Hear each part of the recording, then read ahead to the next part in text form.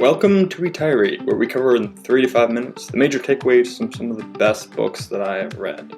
Today, we're focusing in on my top productivity book number 2, Free to Focus by Michael Hyatt.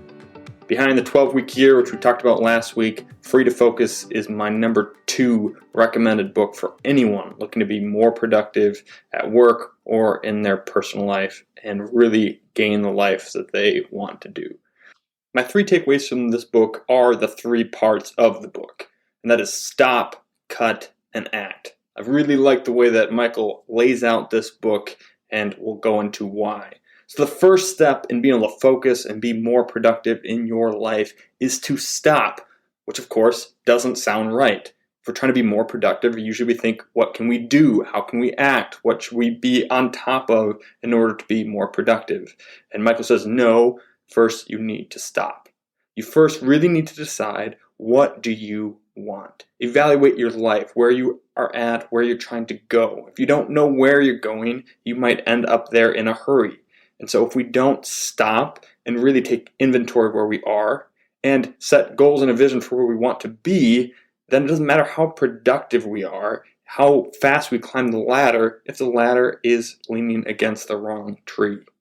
And so we need to stop what we're doing first. Formulate what we want to do, evaluate how we're going to get there, and then he even goes one step further and says we need to rejuvenate and re-energize our mind and our body before we start acting.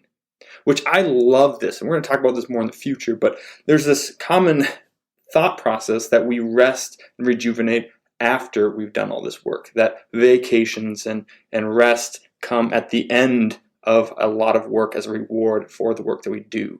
And Michael and others have flipped that on its head and say, no, you should actually rejuvenate first. Work from a place of rest. Don't rest after a lot of work. And so I think that is critical. So the first step is stop. The second step in being more focused, more productive, is to cut. We need to cut things out of our lives. The first part of that is eliminate. What do we need to eliminate from our lives so that we can do the things that are truly important? And this, I just think, is absolutely critical. So many of us try to add things to our lives without realizing that we must first subtract. You cannot just add things into your life. Something has to give. And if we're not intentional and committed to what we are going to cut, then the things that will get cut as a result of trying to add things will be other things that perhaps we didn't want to. Too many of us try to add things without first eliminating other things. Case in point, so many people think this is going to be the year. Now I'm finally going to take control of my finances. I'm finally going to do the work that needs to be done so I can be on top of them and create my own financial plan.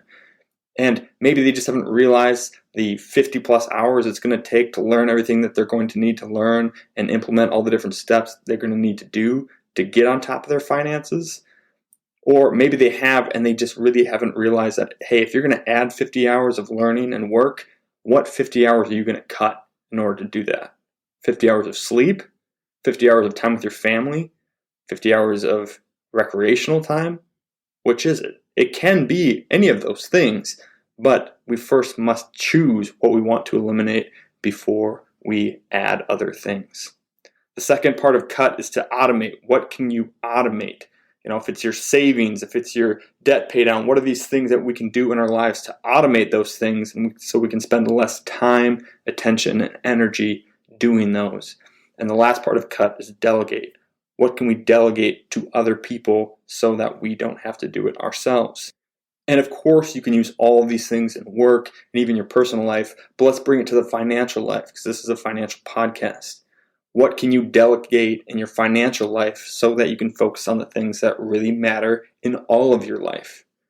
Obviously, there's some things that are your finances that you can't delegate. Only you are in control of how much you save and how much you spend. But there are other things that you can delegate to professionals or to accountability partners or to other things to make sure that they both get done and that you can focus on the things in life that you really want to. So only after we have stopped what we're doing to figure out where we actually want to go and then cut many of the things out of our life can we then act. which in Michael Hyatt's world involves planning your ideal week, prioritizing your tasks, and beating the interruptions and distractions that so often keep us from carrying out those plans. I highly, highly recommend this book. I think it actually works very well with the 12-week year as well. And so if you're really looking to be more productive at home or at work and get more out of life, you put these two books together and it will really turn you into a powerhouse of living the way that you want to live. There'll be links for both the audiobook and the hardcover book in the podcast description. So pick up a copy, give it a listen, and implement the steps that it lays out. Excellent book. Highly recommended. We'll be back next week with season 2 of our regularly scheduled programming, back to full episodes, and we will see you next week.